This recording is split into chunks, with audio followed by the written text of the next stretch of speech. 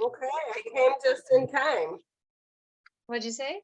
I said I got here just in time. Perfect. Okay, Yes, Jethro is Yisro, right? Yeah, correct. arrival. Jethro's arrival, Yisro's choices, Yisro's advice, the list of requirements for leadership, Yisro leaves, arrival at Sinai, preparing for the Torah, the day of the revelation, the 10 commandments. That's right. Right Yeah, here. right here. Nice. That's all. Okay, perfect.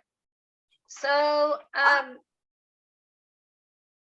okay, so there's a lot here. We're really going to be speaking mostly about the reception of the Torah and kind of, giving kind of context to what the Torah really is, which we know, but we'll give a little bit of greater context. So before we get there, though, I'd like to just talk a little bit about Yisro and Yisro's kind of identity, the way that Yisro approached Moshe in general. So we all know that Yisro was who? Yisro was son-in-law. father-in-law. Father-in-law. Oh, father-in-law. And actually, this is interesting, and maybe you could shine some light on this for me. That when Whose father-in-law? I'm sorry. Moshe's. Okay, that's what I thought. Yisro was Moshe's father-in-law. That's what I And thought. each time, 6 different times, I think it's 6 times, I have to count, 6 different times when Yisro is introduced in the Torah, he is introduced as Moshe's father-in-law. Yeah, I wonder why. Over and over and over again. Why do you think that is? I don't know. I think it might be the Torah telling us that it's hard to be an in-law. Oh, Loaded relationship. Like, this is a relationship that you really like. It's enough to say it once, but to say it 6 times reminds us, like, okay, this is something you have to pay attention to. It's not something you're gonna, it's hard to be an in-law. It's hard to be a, have in. It's just the whole thing. It's kind of loaded. I think it's what the Torah is saying. Like, this is loaded. Anyway, so in the very beginning, we have Yisro coming to Moshe. So let's read verses 1 through 5, where it starts with Yisro, the minister of Midian. Okay. Yisro, the minister of Midian, the father-in-law of Moses, heard everything that God did to Moses and to Israel, his people, that Hashem had taken Israel out of Egypt. Yisro, the father-in-law of Moses, took Zipporah, the wife of Moses, after she had been sent away, and her 2 sons, of whom the name of one was Gershom, for he had said, I was a sojourner in a strange land. And the name of the other was Eleazar, for the God of my father came to my aid, and he saved me from the sword of Pharaoh. Perfect. So we have Yisro, again, known as who was the father-in-law of Moshe, coming to hearing everything that Hashem did to Moshe and to Israel, to the Jewish people. Now, if you look at Rashi on verse 1, it says right here, I'm just going to read it. He heard about the miracles at the sea and the war against Amalek. Okay, so after he heard about Rashi says that after he heard about the miracles that happened in Egypt when the Jewish people left Egypt, the slitting of the Red Sea, and then finally when he heard about the nation of Amalek attacking the Jewish nation and us,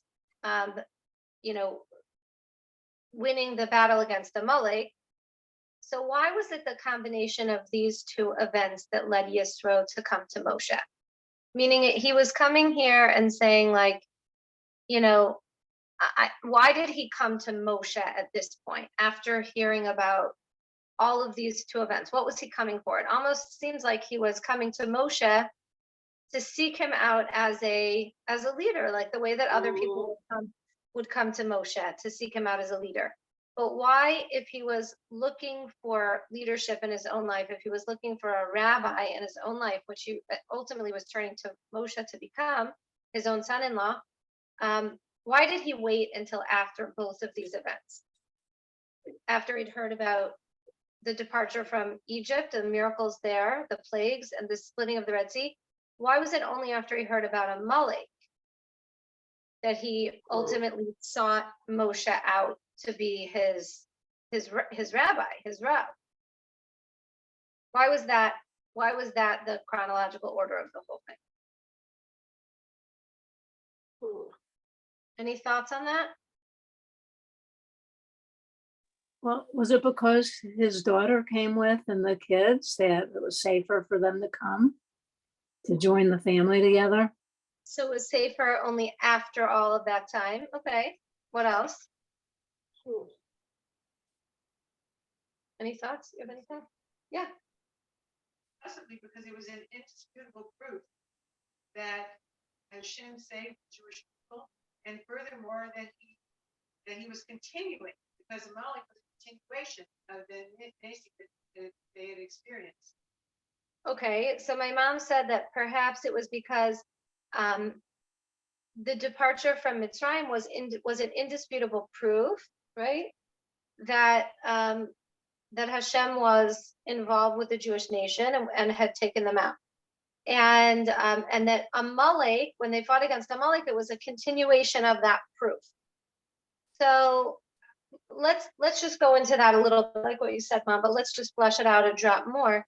So one of the commentators had explained that Yisro had come to belief in Hashem on his own. Because Yisro, what we know about Yisro is that he had kind of gone through the whole gamut of world religions. Like he'd done a course in theology, he'd looked into it all, he'd explored idol worship and paganism and all the different religions, world religions that existed at that time. He'd gone through them all and rejected them all, found them all to be false, essentially. And he realized through his own exploration that Judaism was the only religion that was actually true. It reminds me, by the way, has anyone heard of a singer called Nissim Black? So he's from Seattle, where my mom lived before this. He's a African-American rapper, essentially, who's a ger. He's a convert. He became Jewish and observant. But when my kids and I were in Arizona, when we were driving to different places, they wanted to listen to podcasts. This was like the first for us. They didn't want to listen to music because they always fight over the music, but podcasts they could get on board of. So we listened to this podcast called the Meaningful People Podcast.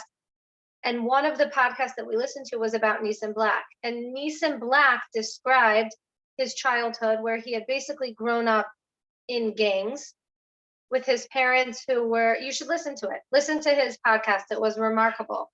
It's called the Meaningful People Podcast on Nissim Black.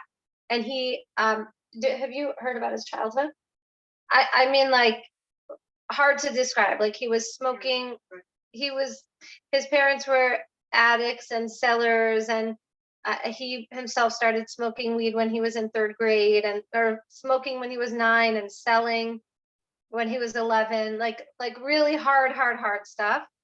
But as he kind of emerged his life as an addict and he was going towards Judaism, he explored all the different world religions, and he just went from one to the other until ultimately he found Judaism. He was at L'Chaim Center. Yeah, he was at L'Chaim Center. Yeah, can you imagine him walking down Lake Hook Road on a Shabbos day? Wait, hold on. Nissim Black? Uh-huh. Yeah, he was at L'Chaim Center, I don't know, like 5 months ago, maybe, or something. He needed a Yeah. place. He was doing something for At the Hyatt.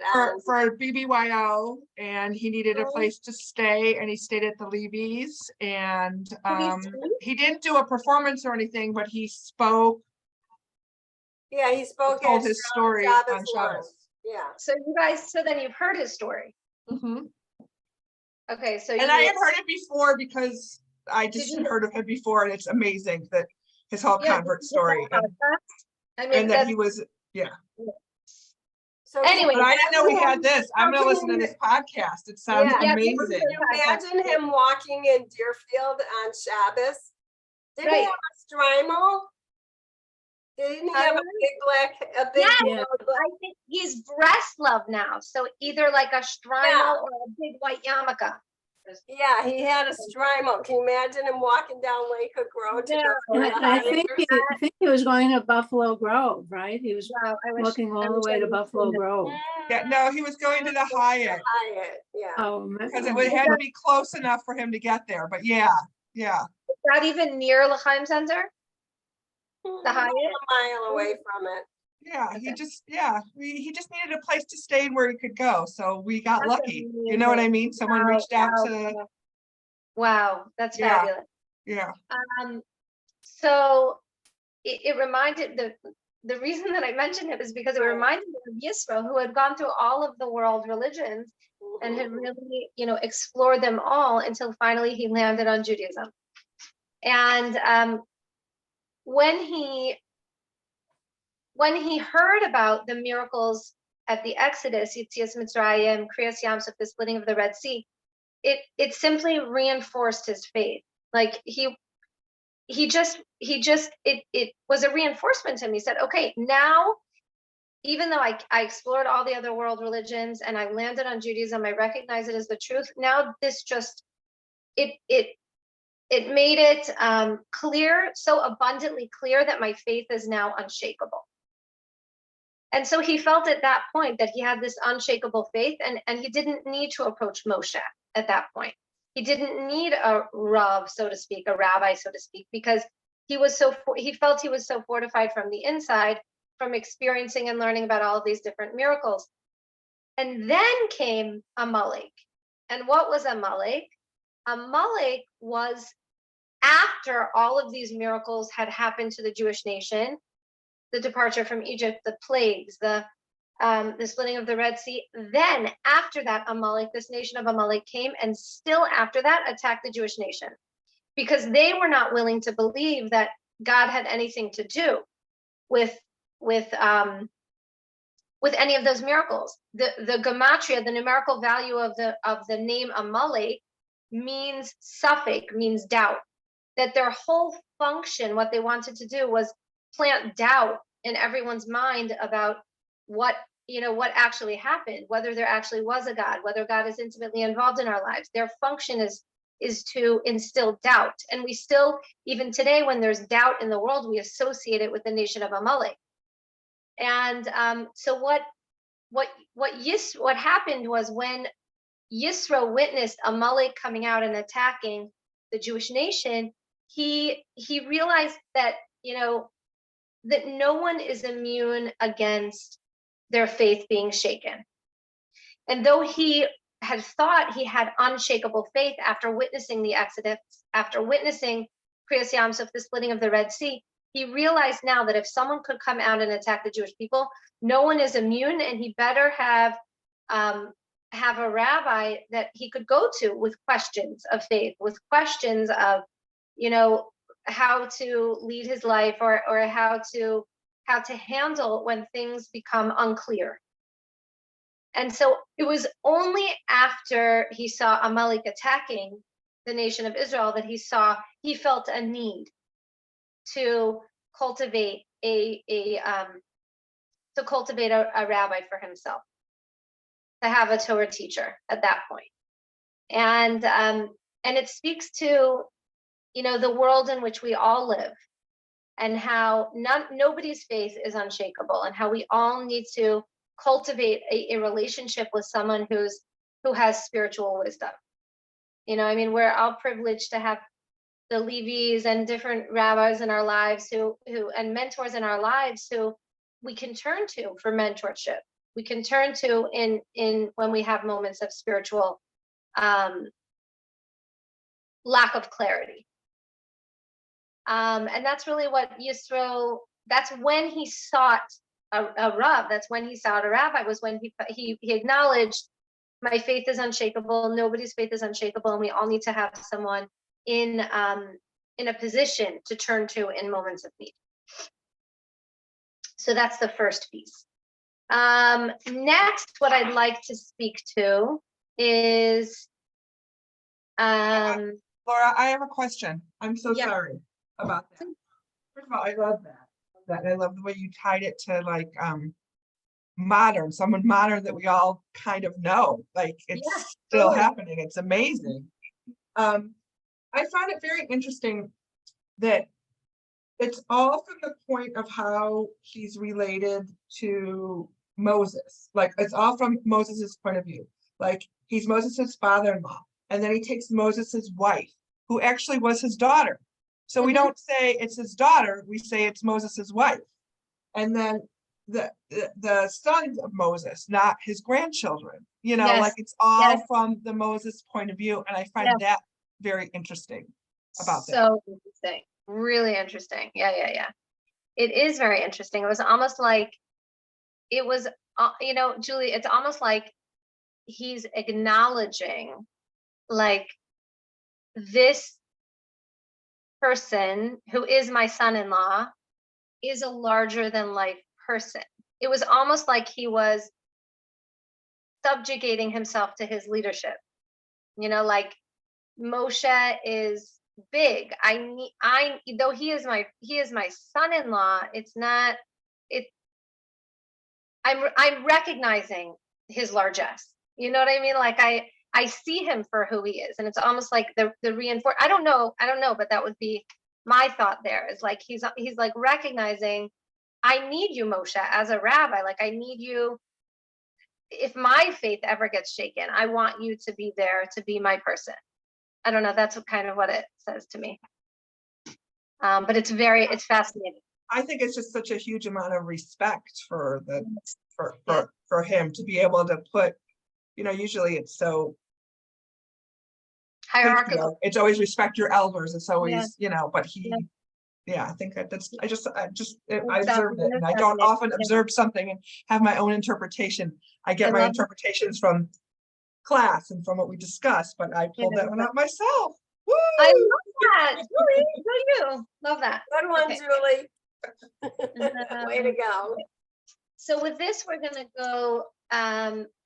go forward and really look at what happened when the Jewish people received the Torah. And we are going to turn to chapter 19. And we're gonna look at verses. I mean, there's so much to read here, but let's read verses 1 and then let's turn to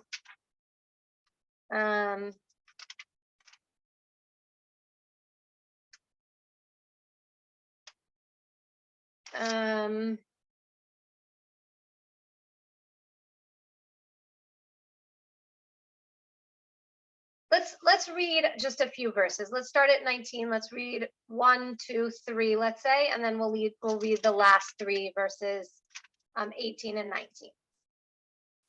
Just to have a bit of context. Who's reading it? In the 3rd month from the exodus of the children of Israel from the land of Egypt, on this day they arrived at the wilderness of Sinai. They journeyed from Rephidim and arrived at the wilderness of Sinai and encamped in the wilderness, and Israel encamped there opposite the mountain. Moses ascended to God, and Hashem called to him from the mountain, saying, "So shall you say to the house of Jacob and relate to the children of Israel."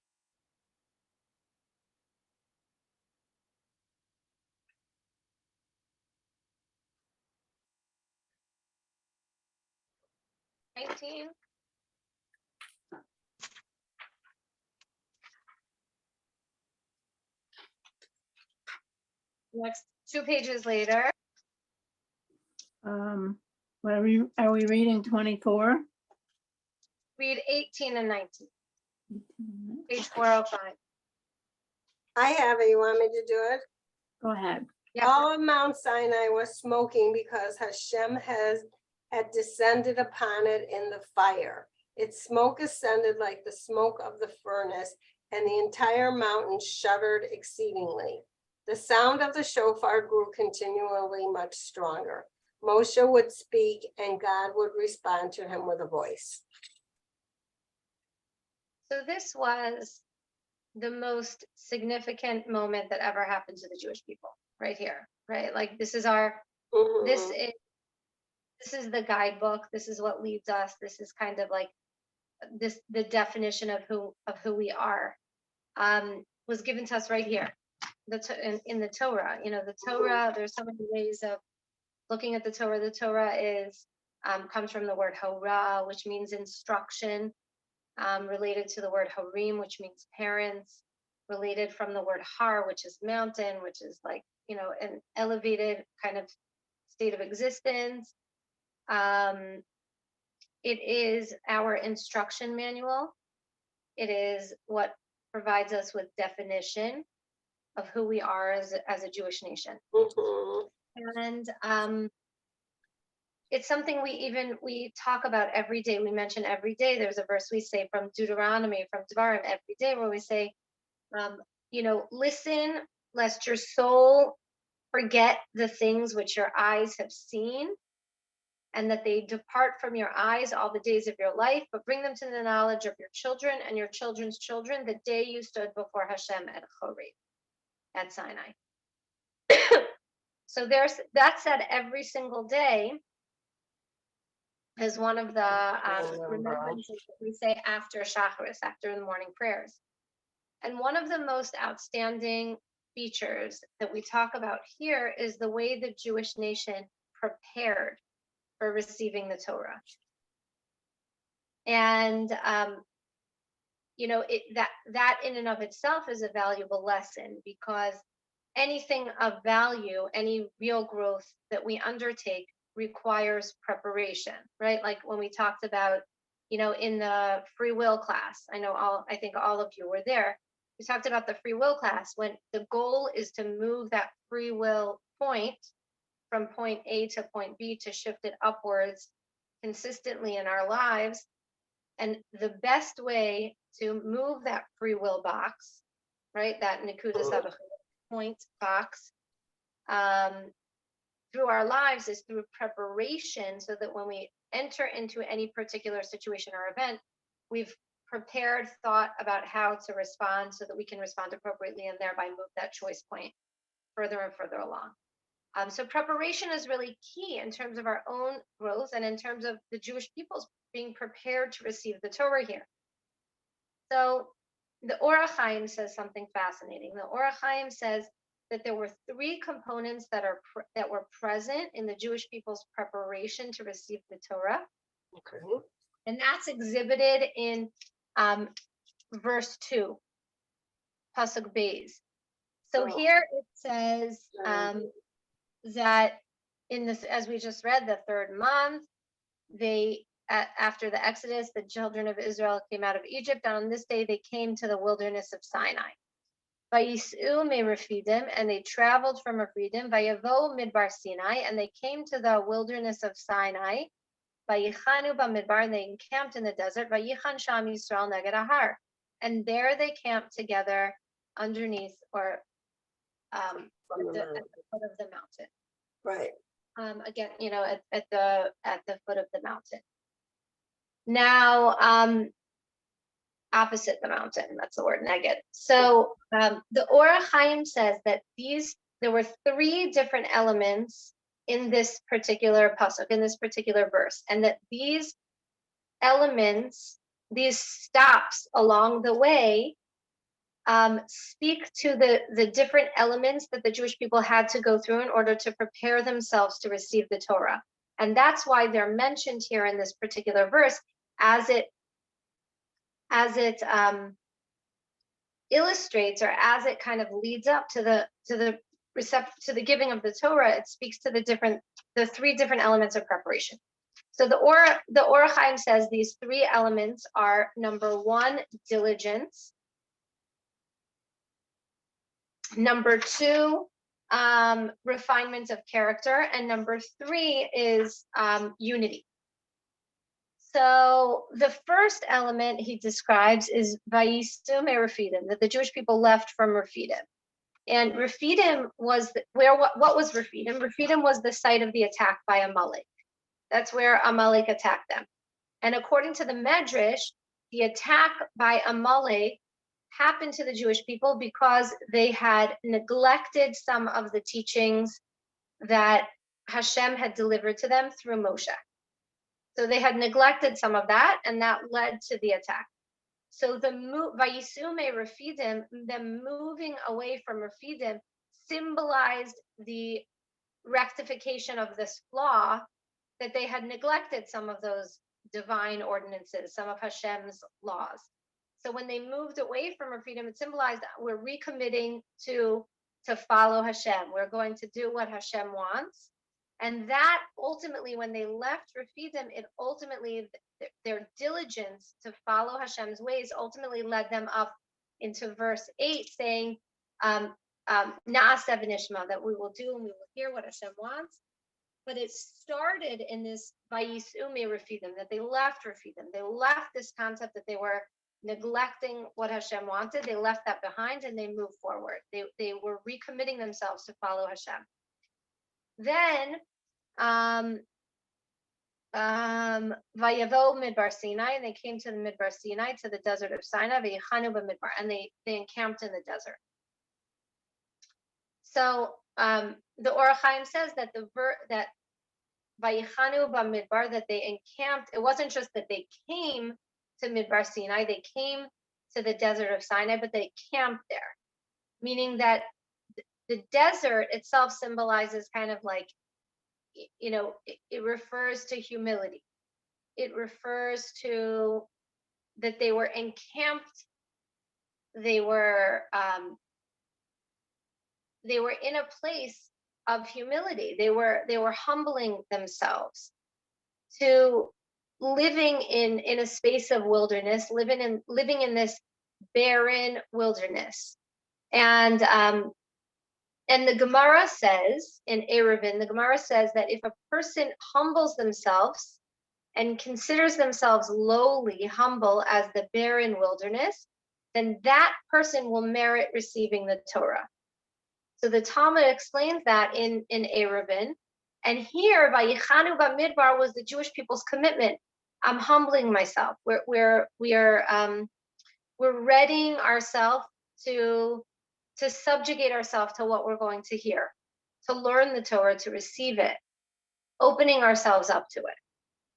And that really is the second tier of preparation, which was personal growth, which was self-development, meaning I'm not holding myself on such a high space that there's no growth for me to do. Meaning, you know, you all know, and we all know that what the Torah is ultimately about is connecting to God through becoming like God, which requires a whole lot of self-work, right? That's really our homework in this world, is to become like God through learning Torah, behaving, living the life of the Torah's lessons. That's the second tier, is self-improvement, self-development. And that was symbolized by Yichanu b'Midbar, them stepping into and camping in the desert. And the third ingredient was expressed by this last verse, this last statement in the verse, which is Vayichan Sham Yisrael Neged Ahar, and they camped there. Israel camped there opposite the mountain. So Vayichan, it doesn't say Vayichanu, that they camped plural. Rather, Vayichan is singular. And why would this verse be singular? So the commentaries explain that they camped there Ke'ish Echad B'Lev Echad, like one man with one heart. It's said in the singular purposefully, because at this juncture, the Jewish people were like one. There was no division and like, you know, you're more observant, I'm less observant, you're, you know, you were super holy, I'm not super holy. There was no division. They didn't see one another like that. They simply they simply just embraced the rest of the people in their nation as if they were brothers. And they finally, at this, it was maybe the first and last time in all of Jewish history that we really embraced that unity. We're still waiting to come back to that space of unity. And but here they embraced it. They celebrated, you know. And sometimes I go to work out, you know, and I walk out more for the emotional messages than the physical hard work, than the muscles that I gain. Is like, so this morning, you know, it was a packed class, and my teacher, the instructor, said, you know, we're all different. She's inspiring. She came actually to the Chaim Center to speak, I think, more than once. Tzipora Gelman, have you all heard her? She just came, didn't she? No, she's coming on the 23rd. Okay, so she's going to be amazing. But you know, some of her messages are very empowering. So one of the messages this morning was different, but we're more the same than different. And it's a whole room of different body sizes and different backgrounds and different identities and different communities and different people, but we're more the same than different. And maybe for the first and last time in Jewish history, we really embraced our sameness. And these three components, you know, are essential to really receiving the Torah.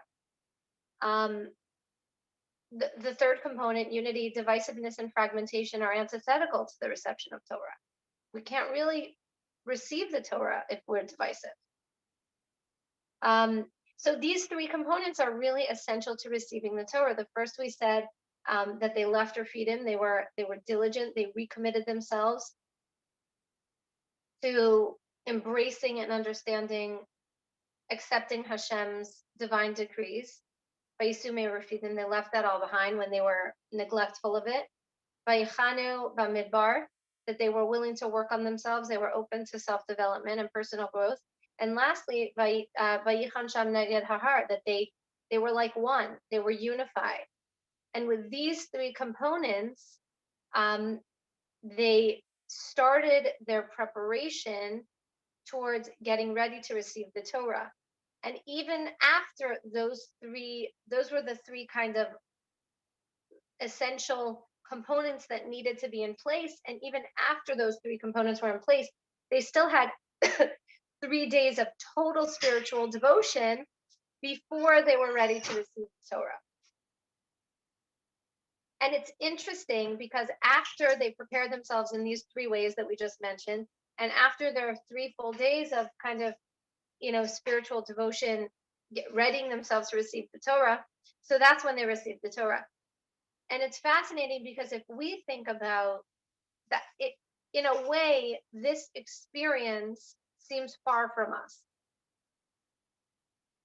But every day, as part of the blessings, the morning blessings that we say, we refer to God not as the one who, Josh, how would you say gave and passed? Nasan?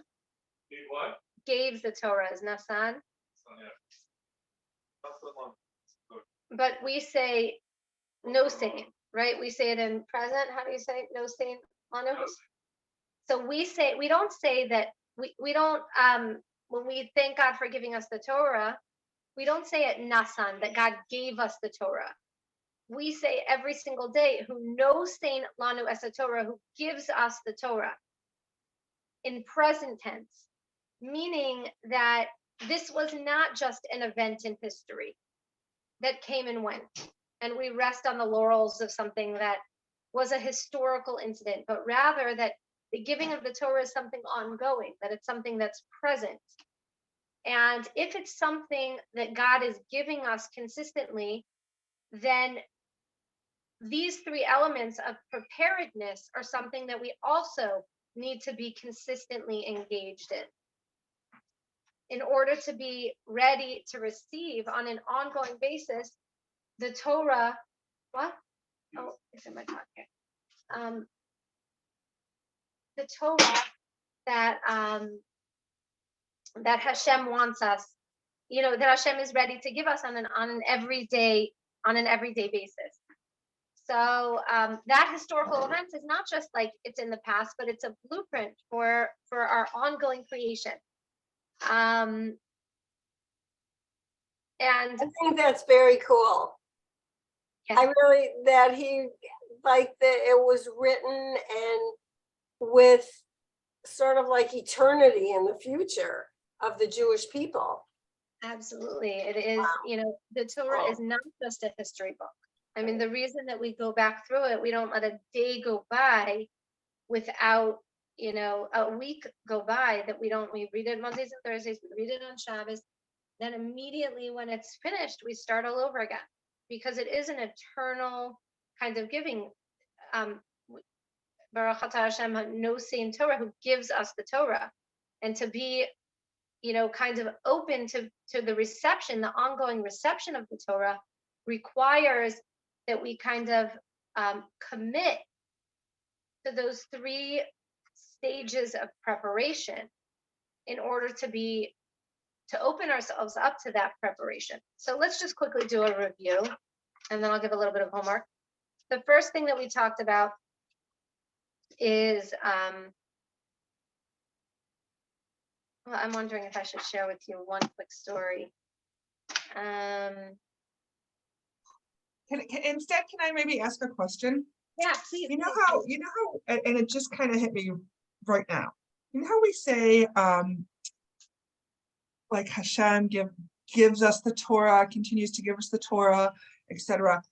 Originally, though, wasn't the Torah just written and then Hashem went to all the different people and we were the first ones that said, yes, we'll take it without reading it? So didn't he kind of write it for all of the people? It's just the Jewish people choose to follow it? That's interesting. I don't know. I'm just, do you Yeah, have insight to that? Because it was written for everyone. We're just the ones that said, hey, we want it. And by the way, what's it about? Right. Well, I guess that's so interesting that you said that, Julie. I think, you know, if one wants to give a gift, but the gift isn't received, then it can't be given. So it wasn't given. Was there an opportunity for them to step into what it take? Perhaps, you know, perhaps there was an opportunity for them to step into, at that point, you know, to step into what it takes to accept the responsibility of what the Torah is and the gift that the Torah is. And maybe some, and perhaps that's why we say, like, some members of those nations said, yes, yes, yes, we want it, we want it, we want it. But by and large, the nation as a whole said, no, no, no, we don't want it. You know, all the different nations, for whatever reason, one nation said we can't abide by not stealing, and another nation said we can't abide by not killing, and another nation said we can't abide by this and that. So, but the members, the individual members that said, yes, yes, yes, we want it, those we say are the Gerim. Those are the converts that come back. But God perhaps was ready to give that gift, but we can't give a gift if someone doesn't receive it. You know? So it's Totally. I kind of didn't expect an answer, but good answer. Thank you. So now, okay, so let's just go back let's go back through those answers. So the first thing we talked about is the need for leadership. And I don't know, Julie, I'm going to clarify it because it's a really interesting question. I'm going to clarify and learn more. That's at first thought that I have, but I'm gonna maybe I'll bring it up at my Shabbos table and see what my family says. So Julie, you know, you did really well when you got like a Shabbos table question. 2 thumbs up. Okay, so the first thing we said is Yisro is mentioned as Moshe's son-in-law over and over and over again. I just mentioned that. And he kind of came to Moshe and turned to him as with looking for a rabbi, not just after the Exodus, but after the incident in Amalek when the Jewish nation were attacked. And it was almost as if he was saying his faith was unshakable. But after the incident with Amalek, he realized no faith is unshakable. And I really do need guidance. I need a rabbi who will help me, someone I can turn to. when I have a lapse in faith or a moment of faith. That's why he went to him after Amalek. So he was seeking that. And in the same way, we all need to seek, you know, a figure, someone we can turn to, a mentor, a spiritual guide, a rabbi who can guide us and lead us when we are feeling, you know, when we are feeling like we are lapsing or we are feeling spiritual angst. Next, we spoke about how in terms of the preparation before this the most pivotal moment in Jewish history, the Jewish nation had to prepare, and they prepared in 3 ways. The Or Chaim says they prepared in 3 ways. Number 1 is that they recommitted themselves to being diligent to following God's ways. Vayisume Refidim, they left Refidim. Vayichanu Bamidbar, the second step is that they were prepared to be in personal development. They were prepared to be humble and work on themselves. And number 3 is that they Vayichanu Neged Ahar, that they encamped all together, Vayichan Sham Neged Ahar, that they camped there like one nation, Ki Ish Echad B'Lev Echad, like one nation with one heart. And they really celebrated their unity. And that's how, if the giving of the Torah, the receiving of the Torah is something that we celebrate and is ongoing, that we really, we understand that it's something not just that was a historical event, but something that we experience on an ongoing basis, then we too need to kind of recommit to being to these 3 stages of preparation. And that's something that we can all kind of embrace. So the homework is, I would like each of you to think about one area of the spiritual preparedness, and to ask yourself, like, how am I going to receive the Torah through working on at least one aspect of these preparations.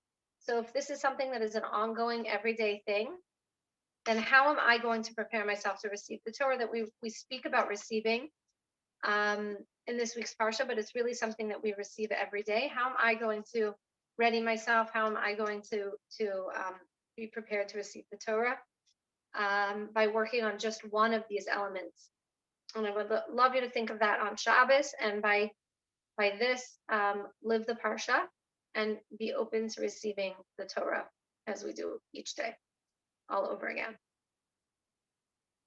Okay? Very nice. Thank you, Laura. Thank You're you.